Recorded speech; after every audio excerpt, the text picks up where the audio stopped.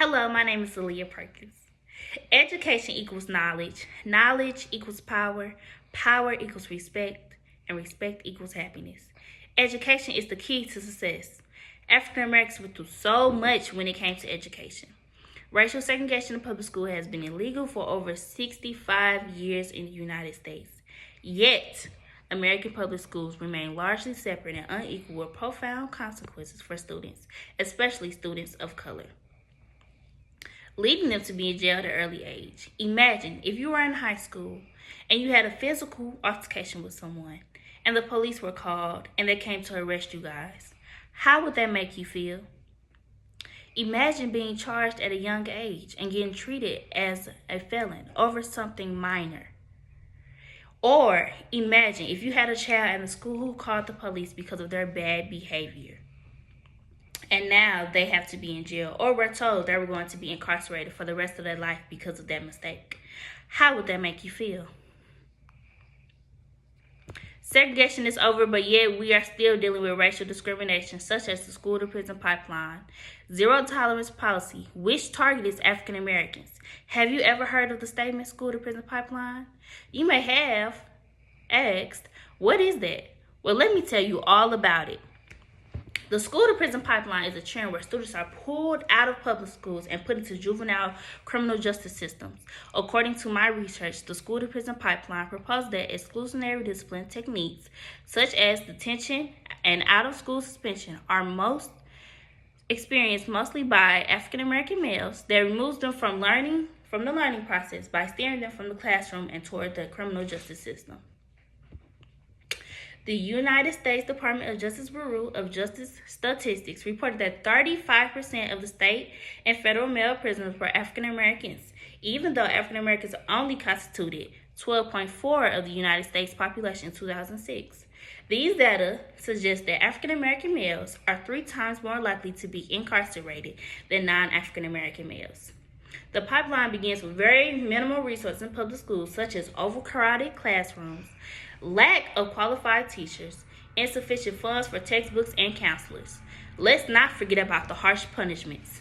There are policies that came up with a term, the school-to-prison pipeline, called the zero-tolerance policy, which refers to individual, school, or district-wide policy that mandate harsh punishments, such as suspension and expulsion for a wide degree of rule violations.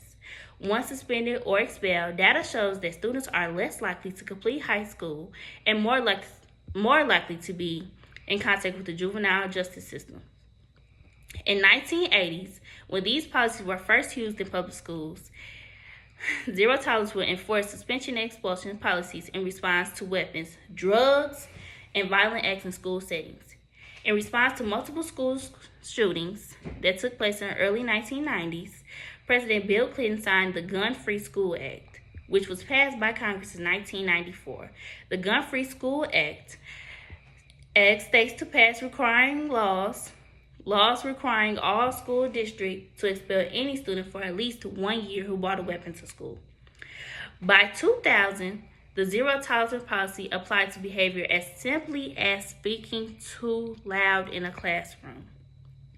However, research indicates that as implemented, zero-tolerance policy resulted in a number of negative consequences, including increased numbers of school dropouts. Zero-tolerance policy has become a barrier between student success and juvenile dropout rates.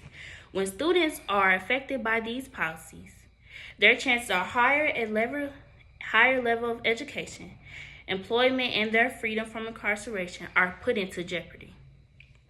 I informed you about the school-to-prison pipeline and what the zero-tolerance policy was. Now you may ask yourself, what does this have to do with me? How does this affect African Americans? The consequences of harsh disciplinary policies, which will result in student arrest or incarceration, carry lifelong and destructive repercussions for impressionable members of society who have not yet entered adulthood. Almost half of all who spend time in residential juvenile justice system facilities possess an academic level that falls below the grade equivalent for their age. Many of these students have already experienced school failure Wherever they go, their past follows them. Juvenile convicted felons are also faced with a harder time obtaining a driver's license, a loan, renting an apartment, and pursuing higher education. In conclusion, I hope that you gain some knowledge about the school to prison pipeline and how it affects us as African Americans the most. The school to prison pipeline is a real thing and it should be recognized. To stop the school to prison pipeline, we have to recognize it, do our research, and be able to state the facts. Let's prove them wrong about how us African Americans were going to be put in jail over a little incident. I hope that you learned and are aware that it is real. They are visualizing our future and want us to go down the wrong path. This must end. Break that vision. Attached down below is some information to take for you to review. Thank you so much for your time.